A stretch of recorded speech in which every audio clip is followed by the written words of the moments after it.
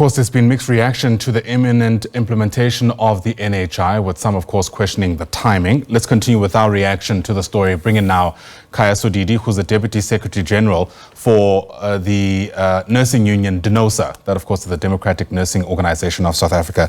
Joining us now via our video link. Khaya, it's lovely to see you. Thanks very much indeed for making time. You know, there's division, of course, across the political spectrum about NHI, but also, interestingly enough, people within health aren't pulling in the same direction about what should happen next. Where does DENOSA stand? Ayanda, for inviting us, and greetings to your viewers. DENOSA, we support NHI. We've been very consistent about that from the beginning. Based on three reasons. I think the one has been mentioned in the clip you're playing, for easy access of communities as enshrined in the Constitution. But the second part is the pricing. The pricing now, our members, when I'm talking about members, workers, general, medical aids are becoming unaffordable. They increase every day. In fact, they increase above inflation. So what we're getting or hearing from the members on the ground or workers is that medical aid are becoming very expensive and affordable. And yet, at the same time, the pricing, we feel that the pricing is not well regulated by for the private sector, whether it's a hospital or doctors. Because if you go to any private sector institution, the prices are exorbitant. Some people actually, they are forced to give up some of their assets to settle the bills. So it is really a matter that cannot be left unattended. So we think that NHI will address the issue of standardizing the pricing. There are many examples that can be made. In the few years, there was an example of a circumcision. You can easily pay 20,000 in private sector for circumcision, but for the same procedure, you pay around about 200 rands in the public hospital.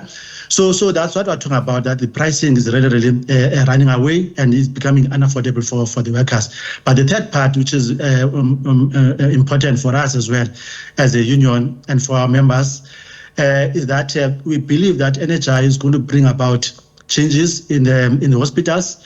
Is going to improve the working conditions, because we all know that the conditions in the hospitals are appalling, and there's only one answer given when we fight for that, that there's no money, there's no budget. Now with NHI now, with the money is going to be channeled as proposed or as decided to be catering more for public sector.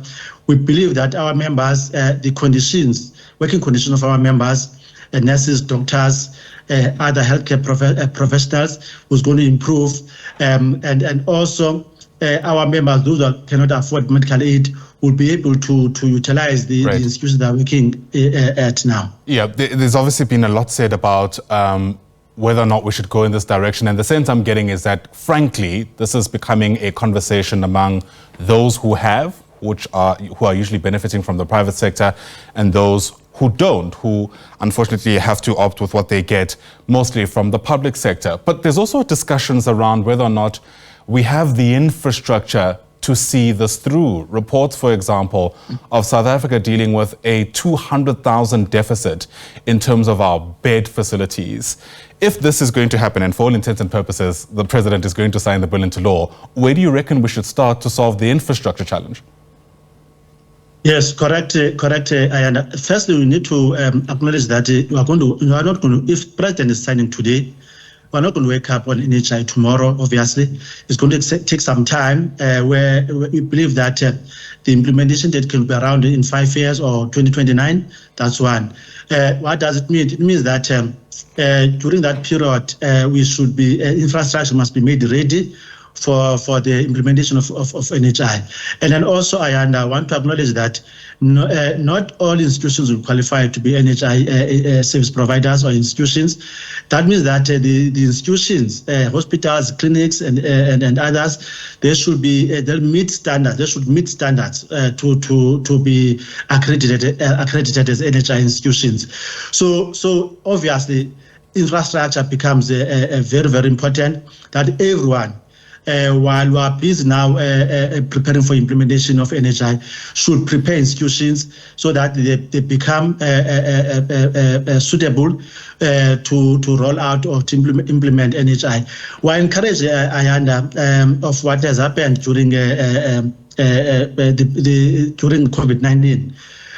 We've seen as a country that there was some work done in some institutions, which is we believe that those institutions must continue to doing a good work. What I mean is that there were some renovations were done in other institutions. There were billions put aside by the Department of Health or by government to improve situational conditions in some institutions. So we believe that government has already started during COVID-19. But of course, we have seen some slowdown in some areas, but we want to encourage government that they need to continue implementing such intervention during COVID-19 so that more institutions they can be ready for the implementation of NHI. So we strongly believe that this is achievable. It can be done. Government has shown us that something can be done within a short period of time. There were a number of institutions which were improved. Even today, the institutions, if you go across the provinces, which are being opened by the premiers, whereby they've been upgraded or renovated. So there are a number of those institutions, which is we think that they will be ready for NHI. You know, there's a question being posed to mostly government workers around whether or not they'd be willing to let go of their GEMS medical aid in order to be covered by NHI. Do you reckon your members would be willing to do that? Yes, we do. Was GEMS as it is now, I under maybe you may not know, that we are not happy with some of the GEMS deliveries. Number one, GEMS also becomes now also unaffordable. The increase of GEMS is also higher than the inflation. So we will be happy. Our members will welcome to join NHI and then do away with GEMS, because at the end of the day, we have a number of areas around GEMS. So our members are happy to divert the money or the money diverted to NHI so that NHI becomes a reality. All right, it's an interesting take. Look, I mean, there's going to be obvious questions around why the president is suddenly signing this bill into law now. In fact, there's a running joke around the president finding his pen finally to put his ink to the dotted line, right? And of course, people are going to point to the elections, which are now 13 or 14 days away, depending on how you count it. Are you worried about the timing at all? No, we're not. We're not really concerned about the timing. This has been coming for too far. It is unfortunate that the president is only finding the pen now. It's something really we cannot say much about it. We're happy that at the end of the day, the president is going to sign. The issue of timing will leave to those who can answer for themselves why they're signing only now, 14 days before elections. All right. Khaya Sodidi, thanks very much indeed for giving us your reaction. We really do appreciate it. Khaya is the Deputy General Secretary of Nursing Union DENOSA, getting us their take. Just hours away from the president, by the way, signing finally that contentious NHI bill.